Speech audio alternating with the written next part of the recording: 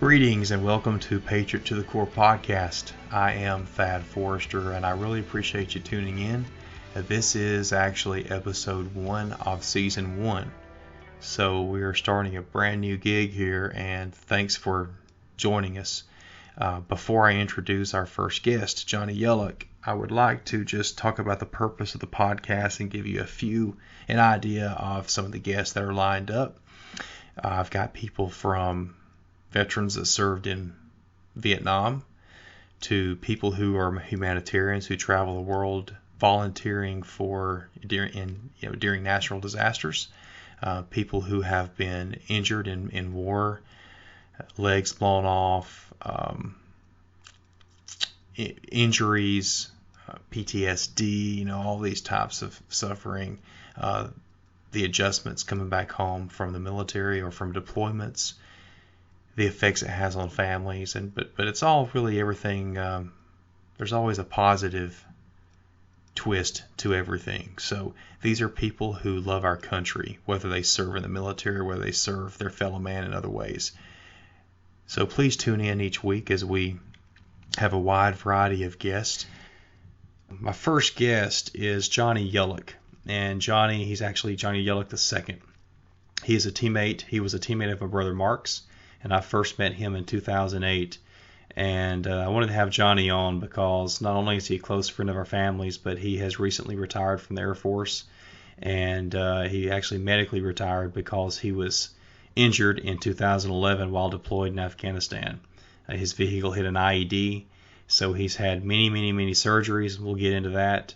He now wears braces on his legs. It's really with great pleasure to introduce a good friend, Johnnie Yellock. Well, Johnnie, good hearing from you. How's life been going for you?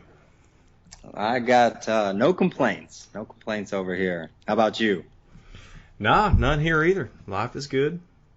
Yes, sir. I know you stay busy with work and with a lot of other events that you take part in, and you were just part of a World War II memorial. What was that? Yeah, so there's an incredible nonprofit all over the country. I think there's something like 130 different chapters of a program called Honor Flight. What they do is they connect with World War II veterans who are getting up in years. And, obviously every year there's less of them, or every day there's less of them. But they connect with them. Handle all the logistics of picking them up early in the morning, taking them to the airport. And this last trip that I went on, we flew 43 World War II and Korean War veterans to Washington, D.C. to tour all the national memorials, as well as Arlington National Cemetery. There's a lot of fanfare, a lot of respect, and that they are definitely owed, that they are shown. I mean, these guys and gals, these guys have no clue what they're in for when they step foot on that plane, but there were probably about 500 people in the airport terminal there to welcome us when we landed in D.C., and it was incredible. So my job was a guardian. I was assigned a 93-year-old World War II fighter pilot in the Army Air Corps, who had incredible stories, was incredibly alert, told stories the entire time. So it was my job just to handle all the logistics and make sure that he was safe as we moved from point A to point B. We spent the night at a hotel, woke up the next day, and then flew back. Awesome. I saw some pictures. And they received a bunch of letters too, didn't they? Yeah, they do a pretty cool thing, which is called mail call. And it's a secret to all the veterans, but the family members and the friends behind the scenes, weeks prior to the event, we go out and we request family members and friends to write letters, mementos.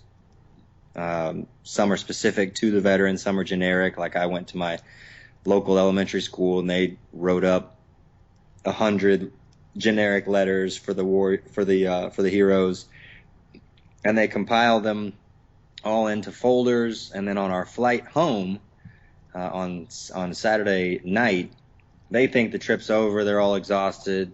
They're all surprisingly, they were all wide awake on the plane, still telling stories. All the Guardians were exhausted. I looked back in the plane. All the Guardians were exhausted and passed out.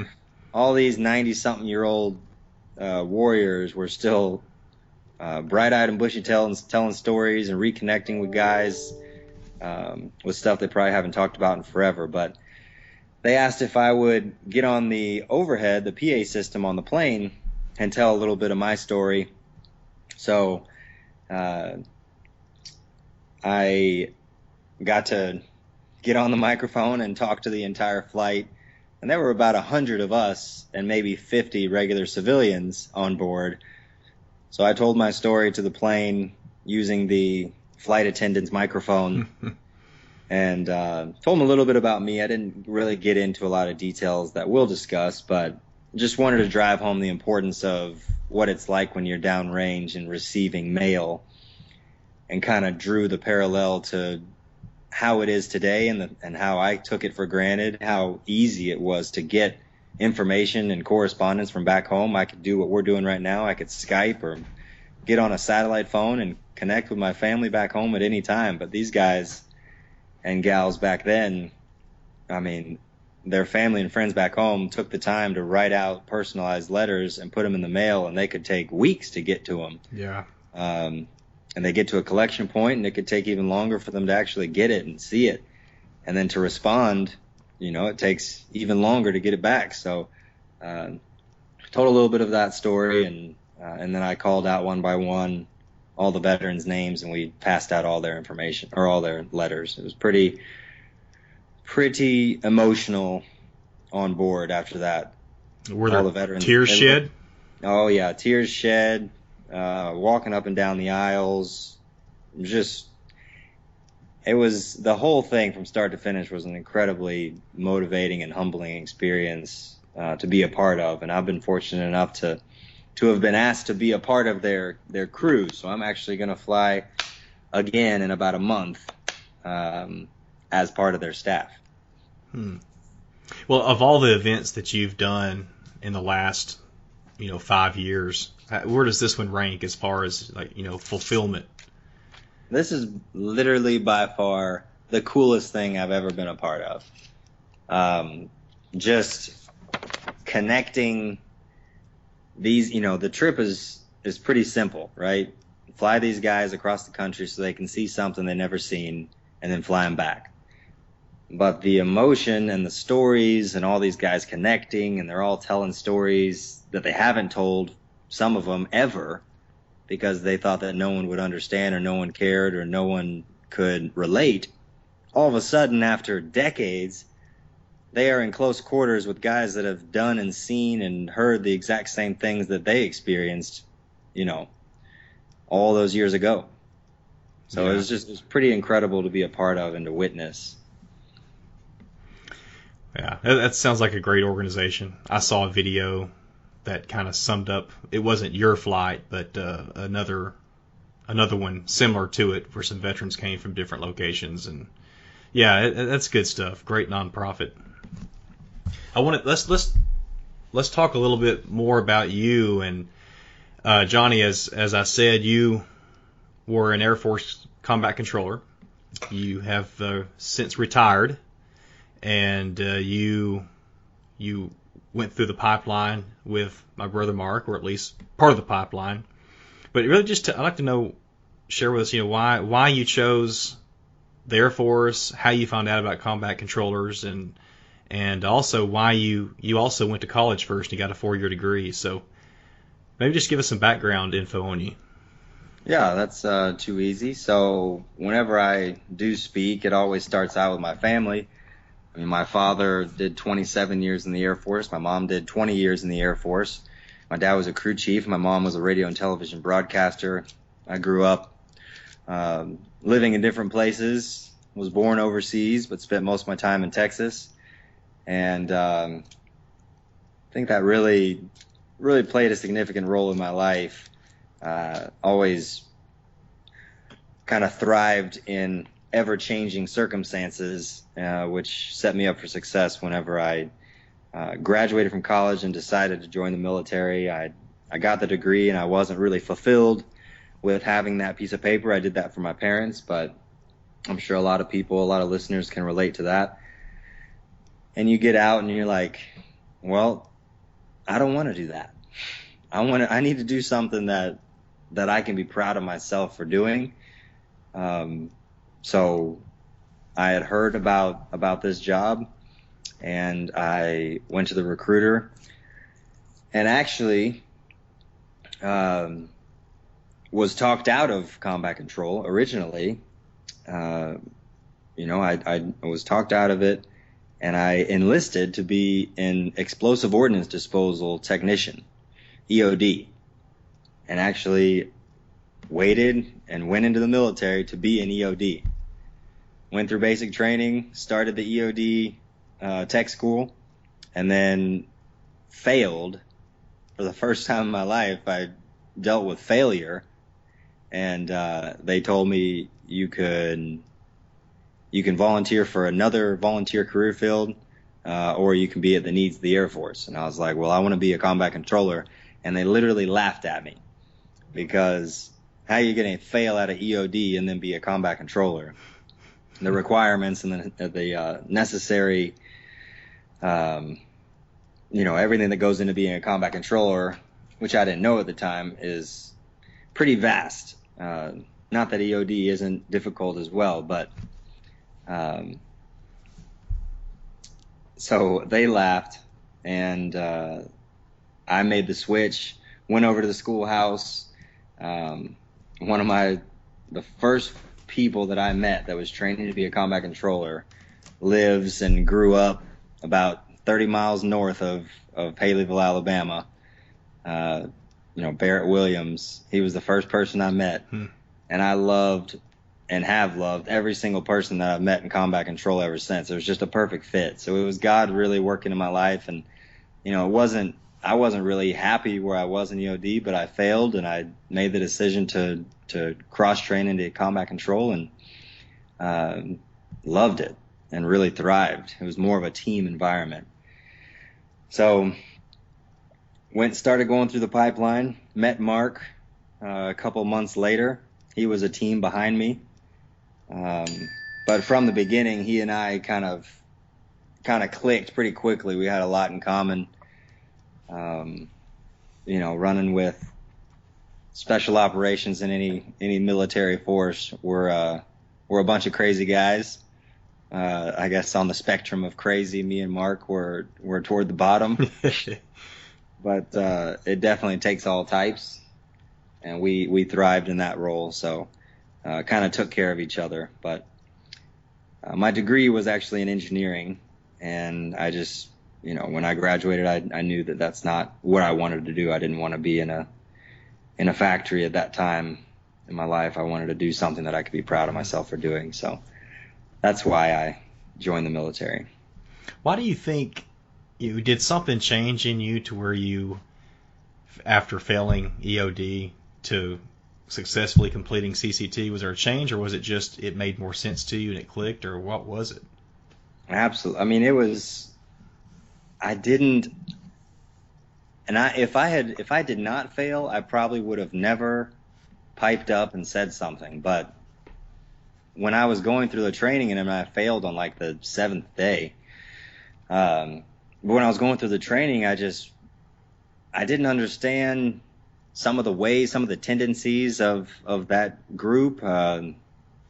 It just wasn't really team oriented, at least in the beginning. I'm sure that the longer you stay in it, the more it's, the more you mesh with the guys and the cadre. But it just, for whatever reason, these type of high-speed jobs, that you kind of need to be a fit. You need to be a good fit. And I wasn't a good fit for that job. I didn't know it at the time. But as soon as I made the switch to combat control, I was definitely satisfied.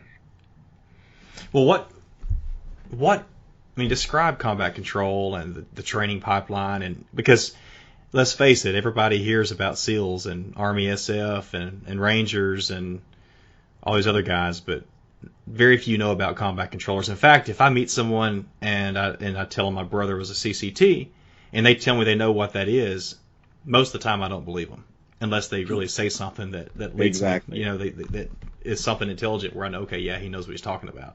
So what is it?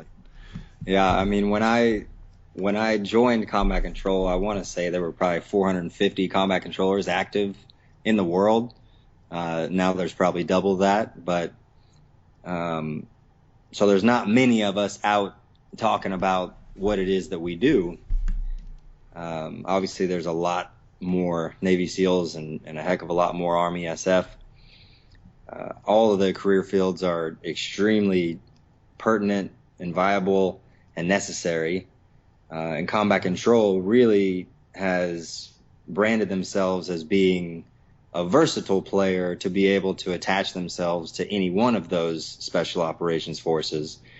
So we spend a lot of time training on really insertion methods via scuba or halo, which is skydiving, fast roping, rappelling,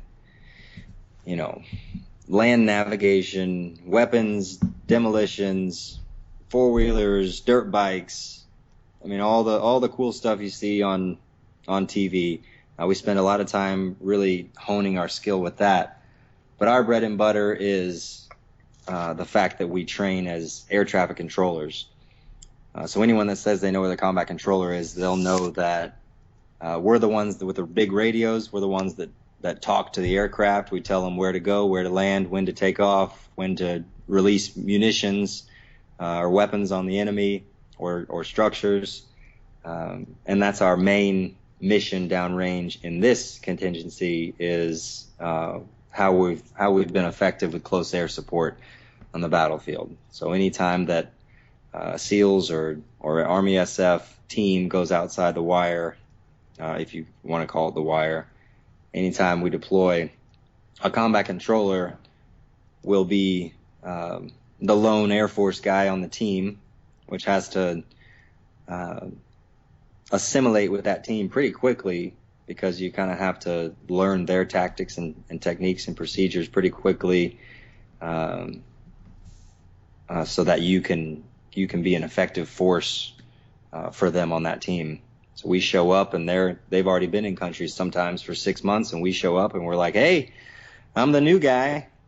The old Air Force guy taps out and I tap in, and they're looking at me like, what are you going to do for us? So combat control, we have a pretty high attrition rate, just like the other special operations forces, but it is that way for a reason. They need the exact right person to be able to master all the skills you need to be a combat controller, but then also have the personality which blends with a multitude of different types of people. Oh yeah. In a pretty hazardous environment. I mean, you don't have to be best friends with everybody, but you got to be able to trust the people you're with. Mm-hmm. What would you say was the hardest school that you went through during the training? I would say, going through the pipeline, you definitely get a new definition of hard. So throughout the entire thing, throughout the entire pipeline, they make it difficult all the way through. But I would say combat dive school is pretty difficult. Really trusting what you've learned and execution of what you've learned. Scuba diving and navigating underwater with no illumination. You're subsurface for about 45 minutes to an hour navigating. Can't see anything, and you just gotta trust what you've learned and press on. I spent a lot of time with Mark at that school, so he, that obviously made it a little bit more tolerable, but dive school is pretty difficult. Well, dive school is the one. I don't know if it was the most difficult for Mark. You can tell me, but that's at least where Mark told me he thought he was going to die every day. Yeah. Mark also wasn't a fan of fast roping. He was a big old Alabama boy, and fast roping is the one thing that we do that all, doesn't matter what branch you're in or what helicopter you're fast roping out of, it is extremely dangerous because it's the only thing we do without any safety mechanisms involved. You literally just grab the rope and hope. You just try to slow your ascent to the ground. The fast roping is every time you get on the rope, you're like, I could die. Wow. Well, I know in Mark's book, in my Brother in Arms, I had a statement in there where Mark had said, Thad, I think I'm going to die every day here in combat dive school. And AFSOC asked me to remove that, or actually they asked me to reword it, and so I did. But Gotcha. Johnny, you were deployed. Your first deployment in 2010 happened to be when you were deployed when Mark was killed, and that was, first of all, it was really kind of odd for me to be at the funeral and for you not to be there. But I'd like you to compare your first deployment to your second deployment, and then before leading up to your injury. So when I went on my first deployment, it was actually also Mark's first deployment. He deployed about 3 months prior to me, I believe.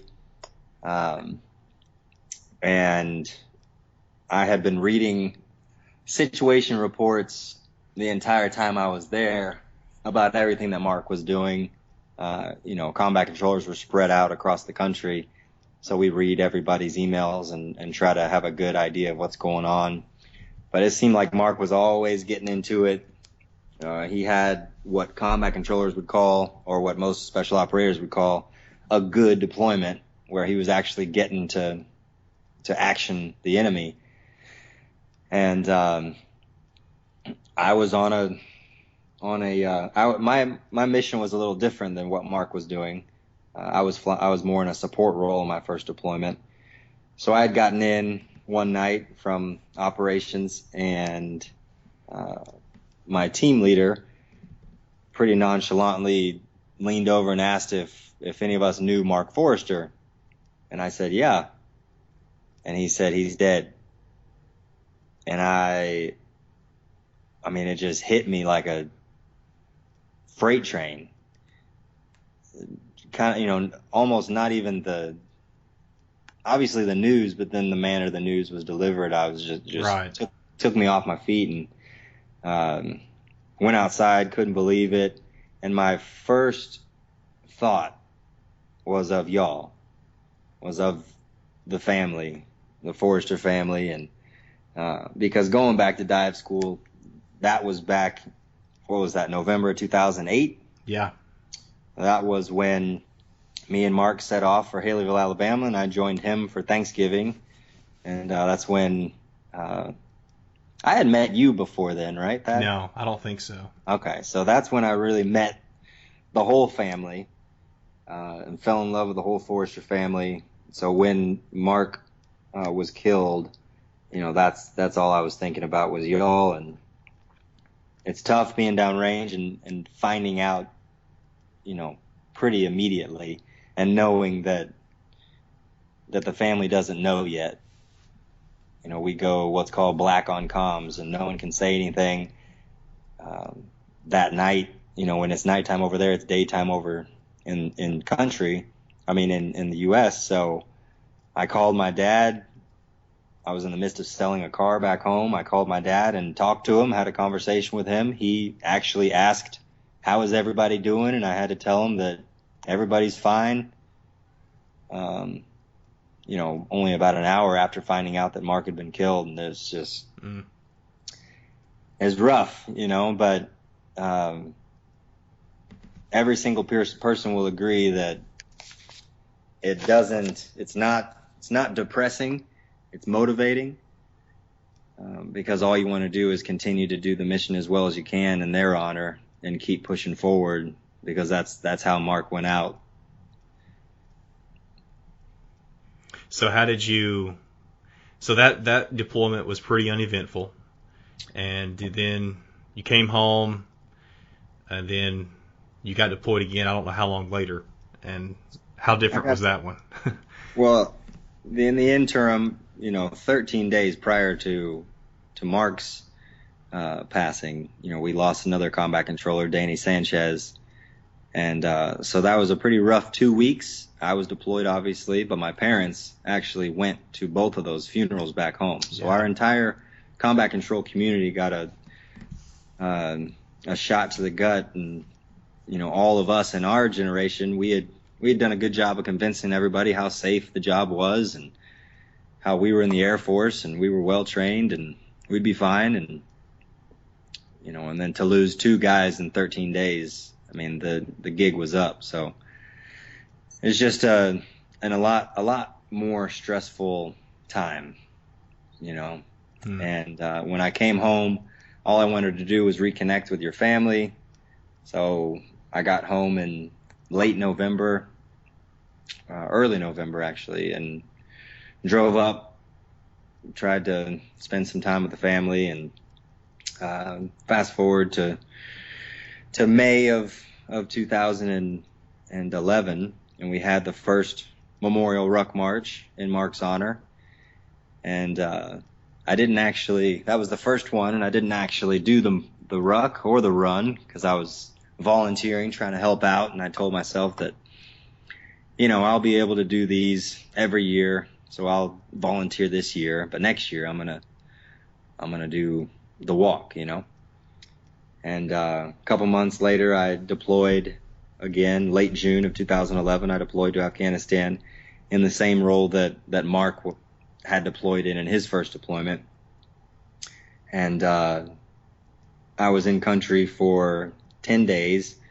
I was on my team for only 7 days. Each day we would go out, and our job was village stability operations. So it was our job to maintain all the logistics for Afghan local police forces. So we would drive out to their combat outposts and make sure that they were paid, had uniforms, weapons, ammunition, training. So we're just basically managing logistics for the locals so that they could protect themselves whenever we pull out of Afghanistan.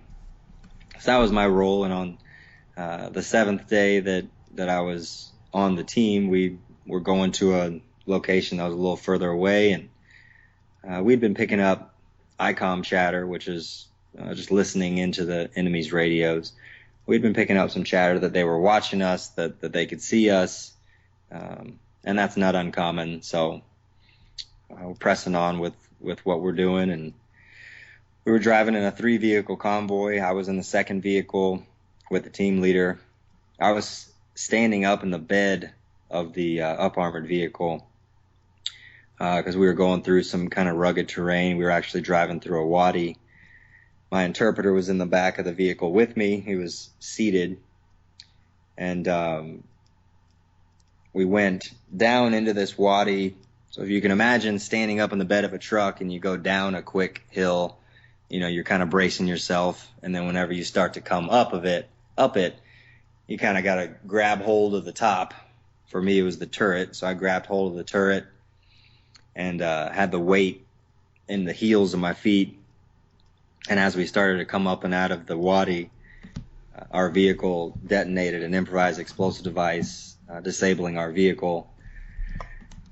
And I was catapulted onto the top of the vehicle, pretty quickly opened my eyes and realized what had happened, looked down and saw the blood from both of my legs. I could see the bottoms of both of my feet, or the bottoms of both of my boots. You could see Enzo, my interpreter, was unconscious on the floorboard. And I reached for my weapon and started scanning the small village that we had just driven by. And there was no activity there, so I put my helmet and my peltors back on my head and started to communicate with the team leader inside the vehicle. I had obviously much better situational awareness outside the vehicle than what was going on inside. So I told him that my legs were both broken. Enzo had a broken leg. He was now conscious at this time. I didn't see any activity in the village, and I need a medic. And I'm pretty sure I may have screamed that last part. Were you on the radio, or were you talking to the people in person? I was talking to, it's called internal communication. So just our vehicle radio. I was plugged into all of their headsets so they could hear me talking. Okay. ICS. And so the medic made his way over to our vehicle. Took a little while. The dog handler had to make sure that the path to our vehicle was clear. So the medic got in and started patching me up. I had to put 2 tourniquets on my own legs while the medic was packing the wounds on my ankles and feet. So this was 1 tourniquet on each leg? Or... I personally put 1 on each leg, and then the bleed wouldn't stop on my left leg, so we applied a 2nd tourniquet to my left leg. So I had 3 tourniquets on. All the while, part of our SOP is you have to ask, every couple minutes if anything's changed in your situation. Each time they would ask, I would tell them that it's getting more and more difficult to breathe on my left side. So that kind of pulled the rug out from underneath me, because they took my kit off, which means they took my radios away from me because it was harder and harder to breathe. So they took my kit off. It got pretty difficult to breathe.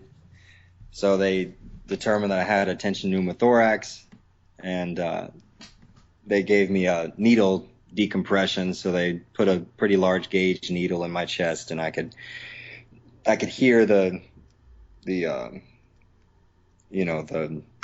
pressure changing, and it was immediate relief. It was pretty cool. I always had a pretty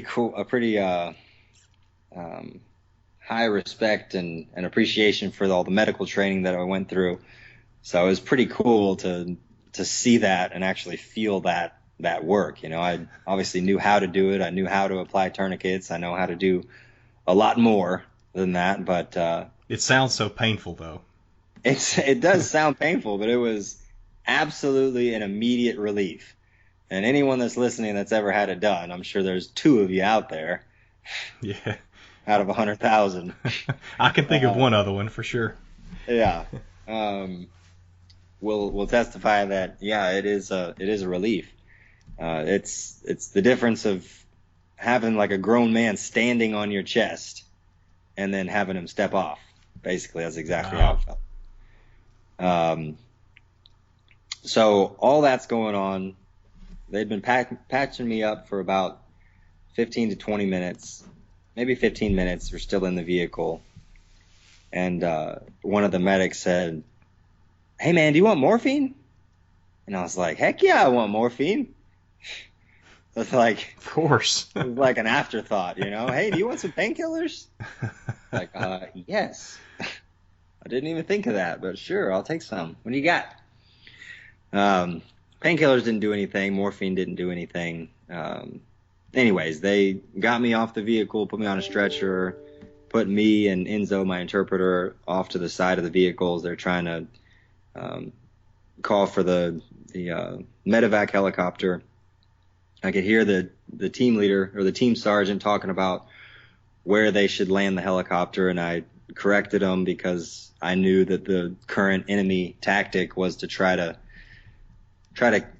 disable and blow up basically a U.S. helicopter. So they would disable a vehicle. They're also going to put personnel landmines around the vehicles because they know that care is on the way. So they're going to try to get the medics. But they really wanted to get a helicopter. So they would plant larger IEDs in areas that looked perfect for a helicopter to land. So I corrected him and insisted pretty vehemently that he tell the helicopter to land on our tracks that we had all just driven over, because obviously that area is cleared, or more clear than anywhere else at least. So he did that. It took about an hour and 5 or 10 minutes before the 60 actually showed up to extract me and Enzo from the field. And then it was about a 20-minute flight on a helicopter to Sharana Air Base in eastern Afghanistan. where I was put on a gurney, wheeled into the hospital, and they started cutting off my clothes. Only later did I find out that the doctor that was present saw the dog tags that were around my neck and noticed that they weren't mine, and saw that they were Mark's, and was taken back because he was actually a friend of your brother's. He's a friend of Joseph's. So he, it made it personal for him that, wow, this guy's a friend of Mark Forrester. And what's even more interesting is that when I got my file of x-rays, he actually left the dog tags on my neck for the very first full body scan x-ray that they took of me. So you can see the dog tags there on my neck, which is obviously not protocol. So, he knew that it would be special to me. I was coherent and alert the entire time. I remember every single thing. The last thing I remember before the cocktail got to me, before they took me back to surgery, was the anesthesiologist bending down and saying, "Think a good dream and dream that dream." And the last thing I thought was, what the heck? So if that had been the end, that would have been the last thing I thought. But, I woke up the next day in Bagram Air Base. I had been transported from Toronto to Bagram. And Johnny, at this point, had your parents been notified yet? So I would say between 1 and 2 hours after I was wounded, my dad got a phone call, and you've spoken with Mark while he's downrange, so you know what it looks like when you get a phone call from downrange. It's a crazy looking number. Yep. You could say it's from Virginia or from Hawaii, or it could be 3 digits and some letters, but you know what it is. You know who it is. So my dad got a phone call while he was at work, and he knew it was me. And when he answered the phone, it was my commander, who he knew, saying, "Chief, he's alive, and I'm going to go get our boy." Told him what had happened, told him the situation as much as he could. But really all my dad needed to know was that I was alive, and that I was coming home. Mm-hmm. And I think my dad, before he even hung up the phone, had blasted it all over Facebook, because the whole world started worrying immediately. Yeah. Well, we were on the way to North Carolina to Pope for a memorial for Mark and Danny. So this is July of 11, and we get a phone call from your dad, and that's how we found out the news. So here we are stuck in the car, and we didn't. All we had was a phone call, and it sucked. Yeah. Yeah, it's been crazy over the years, listening to more and more people. They'll tell me, what they were doing, when they found out, how they found out, what they knew, what they thought. Kind of like the worst game of telephone. Everybody knows, but nobody knows, what the actual circumstance is. People had heard that I had lost both my legs, which isn't the case. But Facebook has definitely been good to me. Kind of use it as a tool for good. It allowed everybody to keep contact with me and tabs on me throughout my recovery over the next couple years. Yeah. And we tried to post some updates on you over the years on Mark's website. And of course we've seen you a lot since. But what's your recovery been like physically? So when I got back, and actually before I even got home, I had somebody with me, traveling with me from my unit the entire time. My squadron made it a priority to to assist both my family and myself while I was an inpatient, to have somebody from our squadron. In the beginning, it was someone that I knew, a close friend of mine that was there in San Antonio with me and helping out my family with anything they needed, going and running errands for the family. That process was called being a non-medical attendant. Or a manservant. Exactly. That later morphed into manservant. Yes. So while I was an inpatient, it was more for my parents. I was in the hospital for about almost 3 months before I was discharged and started my rehab. When I was discharged, I was in a wheelchair for the next 6 months, learning to walk and still undergoing more surgeries. I think by the time I got out of the hospital, I'd had about 15 surgeries. And so I couldn't drive, obviously. I was living in an adapted apartment, had a handicap accessible van. So the unit continued to supply non-medical attendants or manservants. That's a term of endearment, by the way. Oh, yeah. Let's clear that up. They did everything for me. Oh, yeah. I'm forever grateful to them. But the unit did that. Every 3 weeks, someone else from my unit would come out and swap places and drive the handicap accessible van, take me to all my appointments, take me to the gym, out to dinner, basically anywhere I wanted to go or do, they were right there with me. It was always incredible to have, a friend there. Yeah. Always. I was never alone. And looking back on it, it played a pivotal role in my transition to normalcy. I went from being what we're pretty comfortable as calling the tip of the spear, to not even being a part of the spear, Yeah. And that journey home, was incredibly humbling, being the guy that was there to make critical decisions, when they needed to happen, and then being put in a stretcher and not being valuable at all anymore. Oh, yeah. At the hands of everybody else. Well, one funny image I have in my head is when we were at the beach, we were down there for Mark's Silver Star ceremony, and your attendant at the time, he would just, you would take your wheelchair to the end of the deck. He'd just throw you over his shoulders and walk out there to our spot on the beach under the umbrella, and then when it's time to go, he'd just sling you back over and walk you back to your wheelchair. Yeah, I was. And you're not a small guy. Not a small guy. Yeah, but when I was wounded, I was 6'1", probably about 200 pounds, and at that point, I was, I lost about an inch, so I was about 6 foot, and maybe at that point $170. So I had lost a good amount of weight. But yeah, that was definitely the most effective way to travel. It's not fun being in a wheelchair at the beach. No.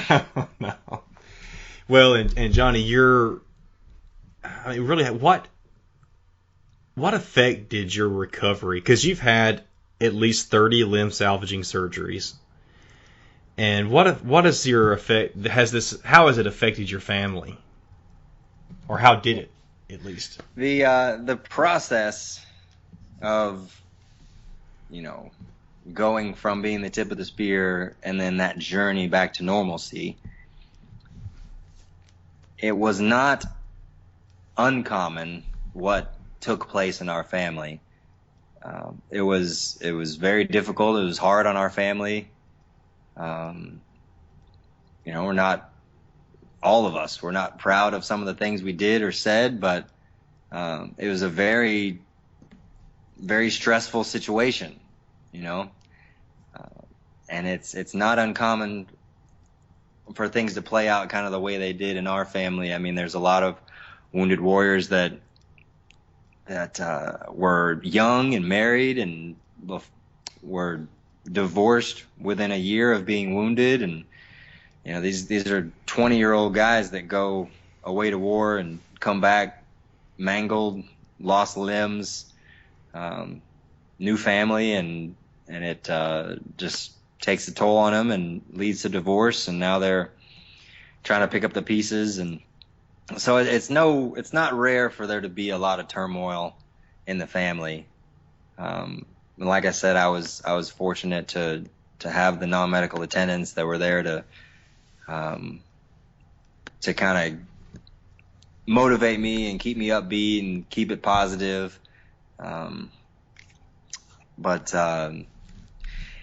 it definitely changes your perspective. When I talk about the tip of the spear, and I give speeches now, and I'll tell people that, I went from being the tip of the spear to having a solid understanding of who makes up the rest of that spear.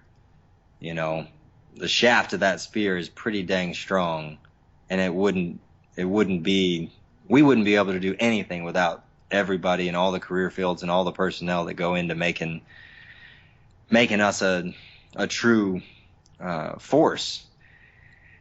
And just being on a stretcher and being incapacitated and being in the hospital and not being able to go to the bathroom or take a shower or do anything by myself, pretty humbling. Not being, having to watch something teeter on the edge of a table, and we're going from being the guy that would have anticipated exactly when it would have fallen and just snatched it up to having to just watch it fall. Something as simple as that was just mentally depressing, just crippling for me. It was the mental toll on being wounded is so much more of an issue, I would say, at least for me, than the physical toll. I was blessed to have always healed quickly, come off meds quickly, not experienced that much pain.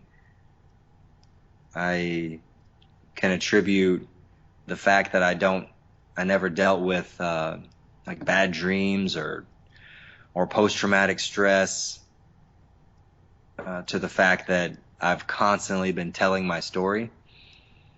That's something that I definitely encourage more people to do, not just wounded warriors, but more people. If you've been through something, you've dealt with something challenging, that's the best advice I can give you is talk about it. Tell somebody about it. Tell a bunch of people about it. I mean, everybody has a story. Everybody's got a story. People, they want to hear me speak. They want to hear me tell my story. And that's what I always tell them. I'm like, you could be in the exact same situation I'm in driving home from work today. You could be hit by another car, have your legs mangled and be put in a hospital and have to deal with the same physical and mental stressors that I was put through. Just the mechanism of injury is different. So what you have to have and what you have to fight for and keep and maintain every single day is your network of family and friends that are going to be there when and if something like that happens. Otherwise, it's all for nothing. Certainly. How did you recover the way you did? I mean, did you ever make a conscious decision that, hey, I'm going to stay positive about this? Or what did you do, if anything? No, I mean, I would and do credit everybody that has ever said that I'm motivating them, that my actions are a motivator to them. Well, that's twofold, right? That now holds me accountable to their motivation. Yeah. And it's motivating me to continue doing what I'm doing. I was never, obviously, when we go back to a special operator or any military service member, we're not the type to just lay down when times get hard, especially in a special operations role. It's always about, you asked about what was the most difficult part of the pipeline. I mean, quitting was never an option. Not finishing was never an option. It was always about what's next. So we finish what someone said was the hardest thing you're going to do. We finish that school. Now it's on to the next school, which someone at one point said was the hardest school you'll ever do. Then you finish that, and you go to the next one. People are always quick to tell you how hard something is. You know what I mean? Yeah. And going through my recovery, I'm going to have this surgery. There's always someone around the corner that's going to tell you, oh, that's a really painful one. That's terrible. You're like, thank you. And once again, you do it. Like limb salvage. I had what's called tailor spatial frames on my legs. For one was there for 6 months. This big bird cage on my leg with pins and nasty things all over it. You just rock it, right? I mean, it's every day. It's progress. It's moving toward completion every single day. So then it finally came off 6 months later, and it was like, now what? You know? All right, now it's off. Now you didn't have to wear sweatpants every day. Yeah, now I don't have to wear baggy pants. Now I can try to wear some jeans. You know, there's always something to look forward to. Even today, I'll come across times when I'm like grateful and even honored to be able to take the stairs. Things like that, little things. Like I swore when I was in a wheelchair and I would go to events where there would be a bunch of able-bodied people on the second floor waiting for the elevator to go downstairs, and I'm in my wheelchair, and I took, you know, Thad, you know me pretty well, so you know that I'm not the type to bite my tongue if there's something that needs to be said. So I would usually say something like, boy, I wish I could take the stairs. Yeah, you're not sarcastic at all. No, not sarcastic at all. But I swore that as soon as I was able physically that I was going to take the stairs.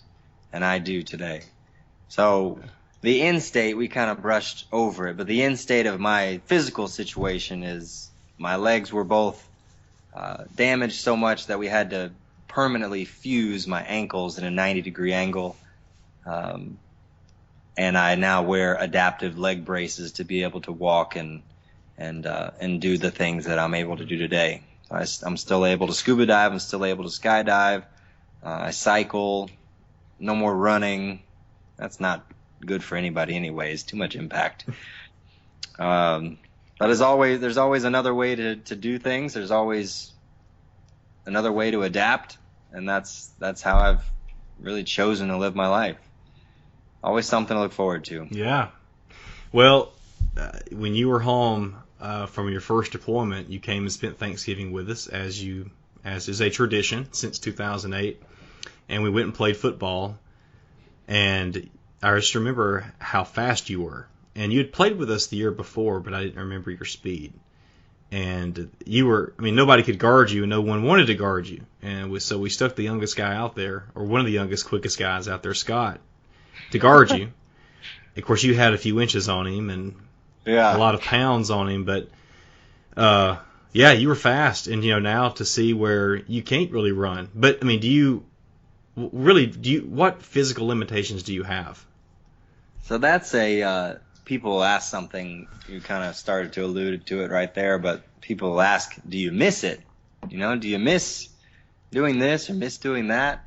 And that also goes back to, no, there's always something else you can do. There's always another way to do it. I use the elliptical. I use a hand cycle. I use a bicycle. Basically, the only thing I can't do, and it's not that I can't, I choose not to, because it's not smart, is run. Literally. Mm-hmm. After 30 surgeries, the only thing on this planet that I can't do is run. And that's a choice. I made a decision that I just wanted to be good enough, capable enough to be able to pick up a child and run out of a burning building. Yeah. If I can do that, then I can walk around in this life and feel like I'm capable of doing anything I need to do. I work out, I lift weights, I'm trying to stay as healthy as possible. But yeah, basically no physical limitations. Good. That's inspiring. What your mom told my wife one time, kind of on the side, she said, no one really understands, really what Johnny has gone through, but they really don't understand how he's kept such a positive attitude through it all. So I think this is a very uplifting, conversation we've had, and that's why I wanted to have it, because I thought a lot of people would really enjoy it. Yeah, partly because they can learn a little bit about combat controllers, but also really just to see how someone like you has the attitude you've kept and overcome a tremendous adversity, and just to get your perspective on it. Yeah, well, I definitely appreciate you seeing it as a priority to connect with myself and other veterans like me. I think that it's going to be a good opportunity for people that wouldn't have otherwise heard these stories to be able to get more guys to tell them, and hopefully get some good feedback from other people as well. Yeah, absolutely. And so you can read about Johnny in Mark's book, My Brother in Arms. We could really talk a lot longer, and I would like to cover some more things, but we're getting close to an hour now, so we'll go ahead and wind down. But is there anything final you'd like to say, Johnny? Yeah, I mean, if I had to sum it up, about, people keep saying that I'm so positive. I'm definitely no Superman. I attribute my positivity and my disposition to my faith, family, and friends, and will continue to do so. I appreciate everybody calling me a hero, but any of us wounded warriors especially will tell you that we are not the heroes. The true heroes are the ones like your brother, Mark Forrester, who gave everything he had to his last breath in defense of this incredible country. So thank you, Thad, and thank you, Forrester family, and other families in this great country like y'all, for raising incredible men like Mark. Good stuff. Yeah, well, you were a good friend of Mark, and so we really appreciate that. And you've done just as you and many others promised, is you have not forgotten us and stayed close with us. So that's, we really can't thank you enough for that. And how can people find you online, Johnny? I've been called the most Googleable man. It's pretty easy. There are not many Yellocks, period. So if you start to type my last name, you should be able to find me. I can't tell you it'll be all good, but you should be able to see. Should be able to get an idea. Yeah, you got Johnnie Yellock and Johnnie Yellock, and your dad is that also, so you're a second. Exactly, and, yes. It's Johnnie, Johnnnie, which, of course, the listeners will see in the summary of the podcast. So, man, great talking to you. Appreciate it. Yeah. And I'll be seeing you. Now, I guess what the listeners don't know yet is, depending when this podcast is released, I'll be seeing you in a week and a half at Mark's Walk. We've got 35 continuous miles to pump out. So you'll be doing it again for the third year in a row. So that's pretty incredible. Yes, sir. I said earlier that I was at the first year, and then the next, within a couple of months I was wounded, but I've never missed a memorial walk. The first year I was there in a wheelchair, and the next year I was there on crutches, and then the next year I walked it. And I'll walk it for as long as you want to walk it, Thad. Yep. Yeah, we're working on how to handle that the best way. But yeah, so thanks for sticking with me, and also nice of Skechers to donate you some shoes, because you found those work the best. And after all, you have to buy 2 pairs of shoes every time you get shoes because of your feet, the different sizes. So exactly, that goes to show you, Skechers must be a pretty good company. Skechers has been good, and actually, funny you should mention that. They just sent me a new box of shoes a couple days ago, so very grateful to them, and we'll definitely give them another shout out and definitely delve into more of that next time we talk. Good. Well, thanks, Johnny. We'll tune in next week, folks, for another great conversation with another American hero, and great speaking with you, buddy. Thanks, Thad. All right, see ya.